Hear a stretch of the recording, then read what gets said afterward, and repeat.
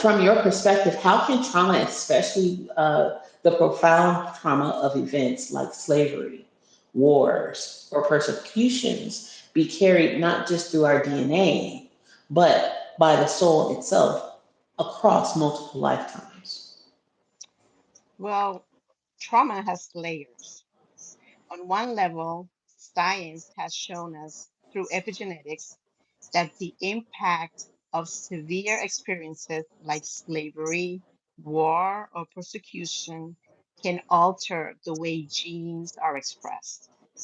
So that means that descendants may carry physiological imprints of what their ancestors have endured. For example, like heightened stress responses, fears, or even health conditions. I mean, we see that quite often within our communities where we inherit those health health issues that are carried on from generation to generation. It's an inherited. Those are inherited traits, right? But beyond the DNA, many of us sense that the soul itself carries memory.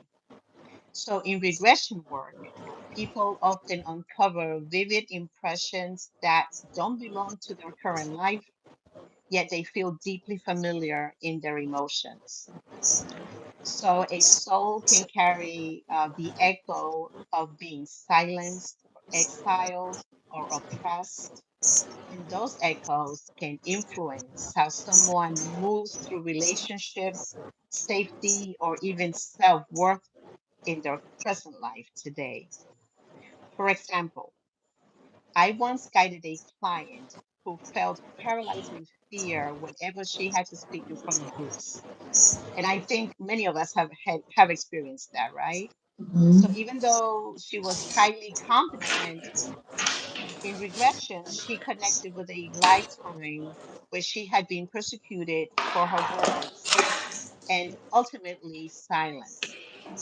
So, by witnessing and releasing that memory, she not only understood the origin of her fear, but she also reclaimed a sense of strength and empowerment, recognizing that her voice was never truly destroyed, right?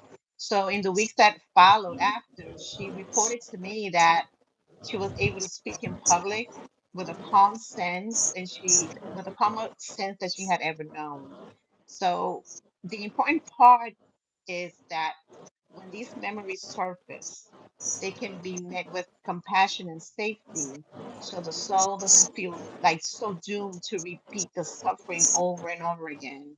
And it can transform that trauma into resilience and wisdom that can be carried forward into other lifetimes instead of being stuck in the past or in the present.